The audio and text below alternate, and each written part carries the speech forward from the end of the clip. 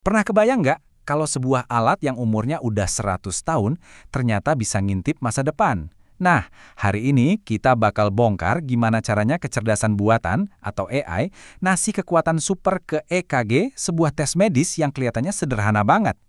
Coba bayangin deh, ada tes simple yang udah kita pakai lebih dari seabad, tiba-tiba bisa memprediksi resiko penyakit jantung kita, bahkan sebelum kita ngerasain gejala apa-apa. Ini bukan fiksi ilmiah loh, ini revolusi yang lagi terjadi sekarang juga. Semua berkat AI. EKG pasti udah nggak asing lagi kan? Tes yang murah, cepat, dan ada di hampir semua klinik.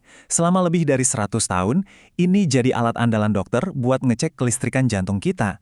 Tapi ternyata, di balik gelombang-gelombang itu, ada cerita yang jauh lebih dalam dari yang kita kira.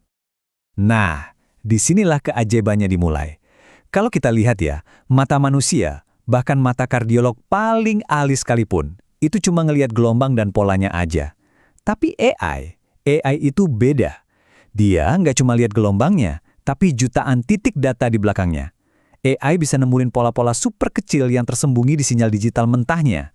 Semacam sidik jari penyakit yang bener-bener nggak kasat mata buat kita.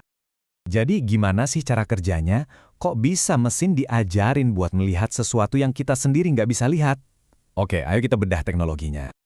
Kuncinya ada di teknologi yang namanya Convolutional Neural Network, atau biasa disingkat CNN. Gampangnya gini deh, anggap aja ini otak buatan yang emang jago banget nyari pola. Mirip kayak kita yang bisa kenal muka teman setelah lihat beberapa kali. Nah, CNN ini ngelihat jutaan EGG sampai akhirnya dia belajar ngenalin tanda-tanda penyakit yang paling samar sekalipun. Pola-pola yang bahkan kita nggak sadar ada. Prosesnya itu keren banget sebenarnya. Pertama, sinyal analog dari jantung kita diubah jadi data digital. Angka-angka gitu. Nah, data mentah ini langsung dikasih makan ke jaringan AI-nya. Di dalam otak digital ini, si jaringan langsung nyaring jutaan koneksi, nyari hubungan-hubungan yang mungkin nggak pernah kita bayangin sebelumnya, dan hasil akhirnya, sebuah prediksi. Prediksi yang bisa jadi penyelamat hidup. Oke, teorinya cukup dulu ya. Sekarang kita lihat hasil nyatanya yang, wow, benar-benar bikin takjub. Jadi, rahasia apa aja sih yang berhasil diungkap AI dari data EKG ini? Nah ini nih yang bener-bener jadi game changer. AI itu bisa ngambil hasil EKG yang kelihatannya normal banget di mata ahli jantung, tapi ternyata dia bisa nemuin tanda-tanda penyakit tersembunyi di dalamnya.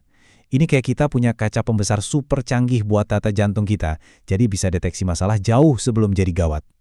Coba lihat angka ini, 0,93. Kelihatannya cuma angka ya, tapi ini penting banget. Ini adalah tingkat akurasi buat sesuatu yang krusial, yaitu akurasi buat mendeteksi gagal jantung tersembunyi atau disfungsi ventrikel kiri. Bahkan sebelum si pasien ngerasa sakit sama sekali. Coba bayangin dampaknya. Artinya, kita bisa mulai pengobatan bertahun-tahun lebih awal. Jelas ini bakal ningkatin banget peluang pasien buat sembuh. Belum selesai, ada lagi angka yang lebih gila, 0,95. Ini buat apa? Ini akurasi buat ngidentifikasi kardiomiopati hipertrofik.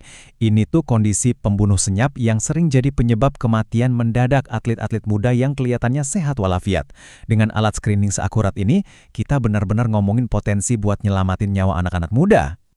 Dan satu lagi, 0,87. Angka ini nggak kalah pentingnya, terutama buat pencegahan stroke. Ini adalah tingkat akurasi buat nemuin fibrilasi atrium yang sembunyi-sembunyi. Jadi ini tuh irama jantung nggak teratur yang suka datang dan pergi, dan jadi penyebab utama stroke. Nah, masalahnya ini susah banget dideteksi kalau pas lagi EKG iramanya kebetulan normal. Tapi AI bisa ngelihat jejaknya bahkan pas irama jantung lagi normal. Ini artinya kita bisa cegah stroke sebelum kejadian. Kutipan ini menurut saya ngerangkum semuanya dengan pas banget.